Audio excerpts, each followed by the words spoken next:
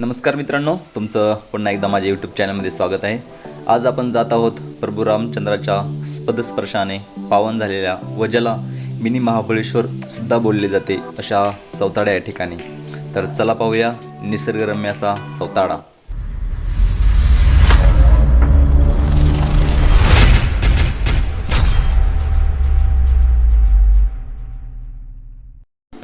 सौताडा हे ठिकाण बीड जिल्ह्यातील पाटोदा येथे आहे, परंतु हे ठिकाण नगर व बीड ह्या दोन जिल्ह्यांच्या सीमेवर येत असल्याकारणाने दोन्ही जिल्ह्यामध्ये खूप प्रसिद्ध आहे.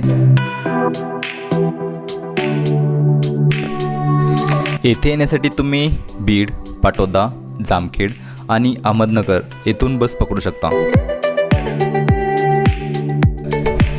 हे ठिकाण बीडहून 69, पाटोद्याहून 19, जामखेडहून 13 आणि अहमदनगरहून 96 किलोमीटर एवढे आहे.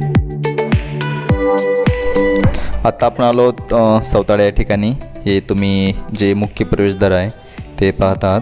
इथून आतमध्ये एंट्री आहे.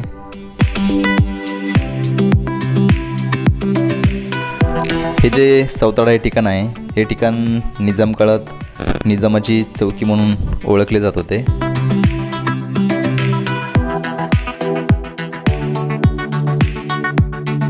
सौताडा गावापासून 1 ते 1.5 किलोमीटर अंतरावर ही वन विभाग तसेच जे मंदिर परिसर आहे त्या प्रवेशाची कमान दिसते.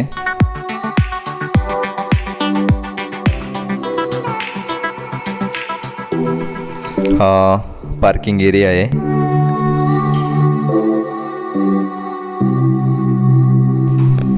ह्या समोर पसरलेल्या अशा निसर्गरम्य बालाघाट डोंगररांगा आपण पाहू शकतो.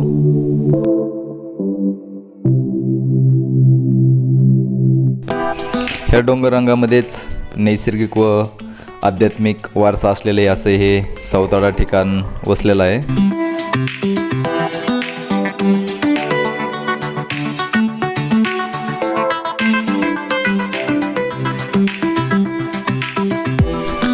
अशा जवळजवळ 300 ते 350 पायऱ्या उतरून आपल्याला मंदिर व धबधब्याकडे जावे लागते.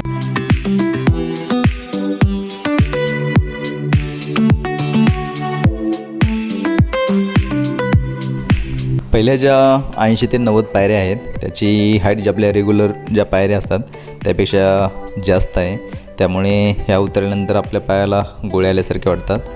तर ह्या पायऱ्या उतरल्यानंतर तुम्ही थोडंसं थांबा, मग ज्या बाकीच्या पायऱ्या आहेत त्या तुम्ही उतरा.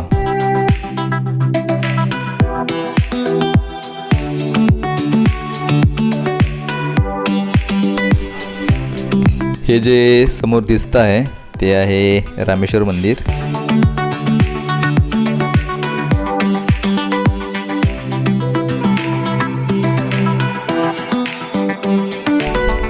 हे जे वरती आपल्याला ठिकाण दिसतं आहे तेथून आपण उतरायला सुरुवात करतो आणि 300-350 पायऱ्या उतरल्यानंतर आपण इथे मंदिराच्या समोर ह्या ठिकाणी येतो. हा आहे उत्तर दिशेचा धबधबा.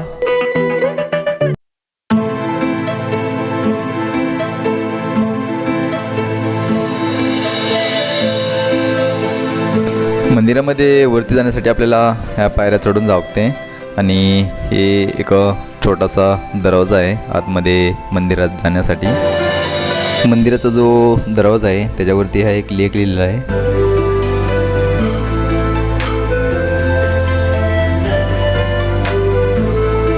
रामायण कथानुसार जेव्हा सीतेमातेला तहान लागली होती तेव्हा प्रभू रामचंद्राने ते बाण मारून पाणी काढले व राम व सीता यांनी ते महादेव मंदिर बनवले.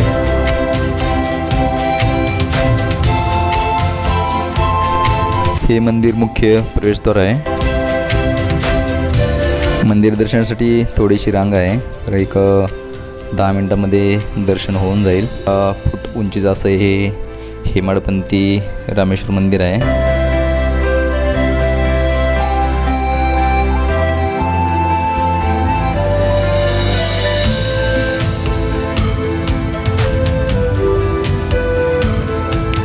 ह्या मंदिरामध्ये 2 शिवलिंग आहेत.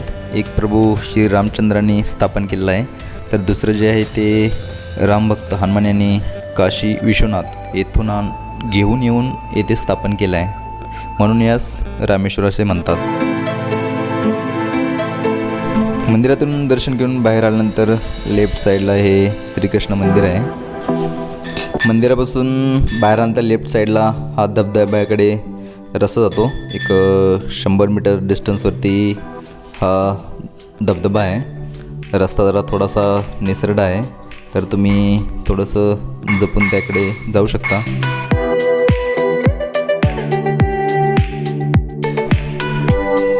विंचरणा जी नदी आहे त्या नदीवरती हा वॉटरफॉल आहे. जवळजवळ एक 70 मीटर उंचीचा वॉटरफॉल आहे.